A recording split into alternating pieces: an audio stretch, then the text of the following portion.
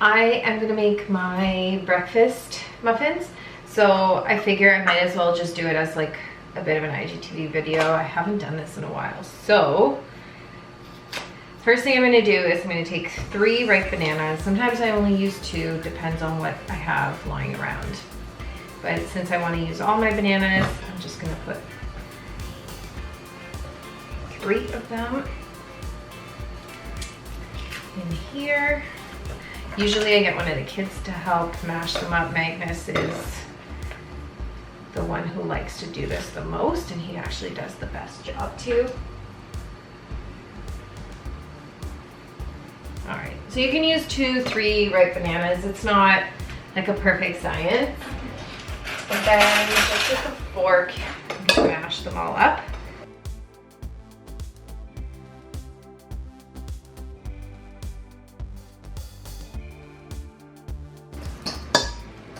Then I have 3 washed carrots.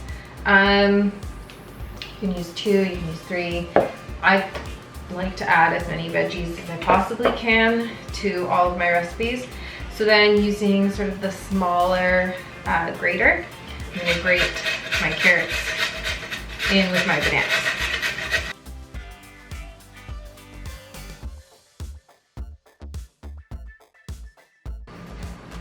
So once that's done, then I kind of mix the banana and the carrots all together really well. Then I'm gonna add the wet. So I use 3 bananas. I'm gonna use 1/3 of a cup of pure 100% pure maple syrup. I find it the cheapest at Costco. Some of you have asked before if you can use the Aunt Jemima syrup, and that's not real maple syrup. So the answer to that would be no. If you need to replace it with something, I would try molasses. That'll also still have like a little bit more of those like health benefits as well. Okay, then I'm going to put in 2 eggs.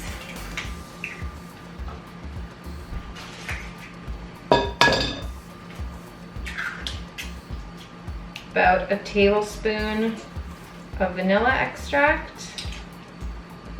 As you can see, I don't really measure anything out. I just sort of pour it in. And then I give it another good mix.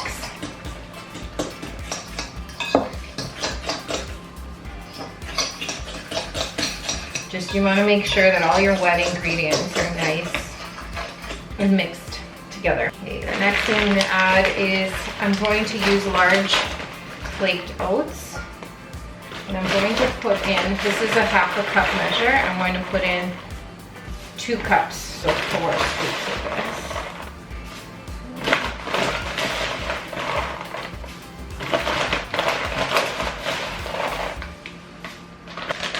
And then 2 cups of almond flour, so again 4 scoops. 1, 2,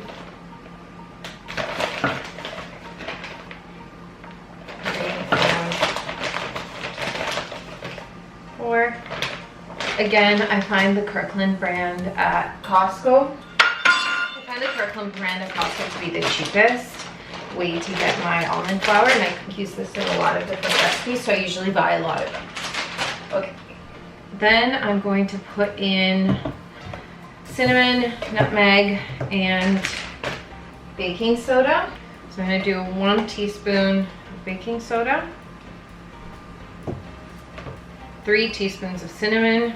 You can use less, obviously, if you don't like them to be super cinnamony, and 1/4 teaspoon of nutmeg.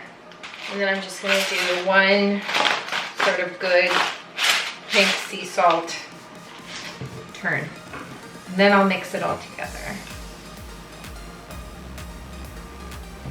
The almond flour, once everything is cooked and baked, stays a lot more moist than normal flour. It's not as dry, so you almost want to err on the side of caution, and you want to make sure that your batter looks pretty dry. If your batter looks very, very wet, like almost runny, it won't turn out. So you should adjust the quantities as you need to. So for example, if you notice that your batter you're not able to lift it off the sides of your bowl, then add another half a cup of almond flour,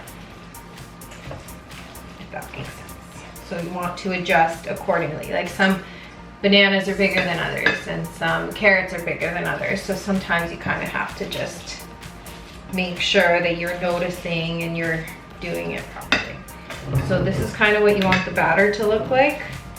See, I can lift it off and it comes out clean off the sides of my bowl.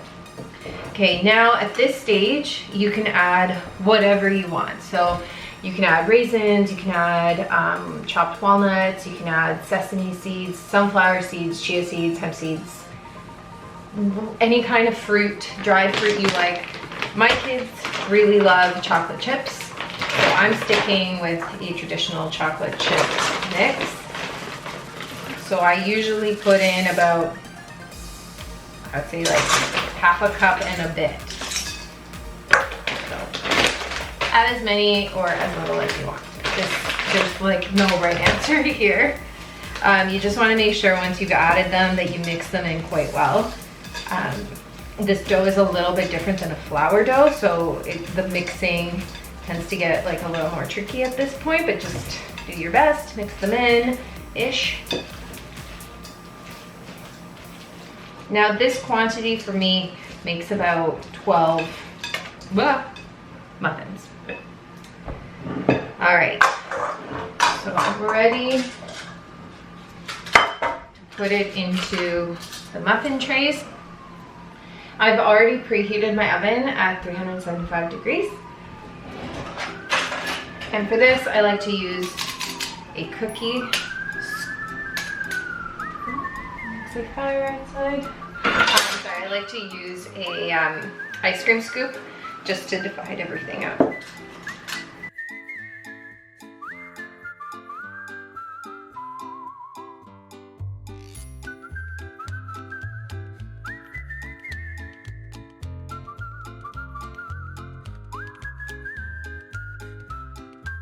All right, that's it. These are gonna go in the oven right now.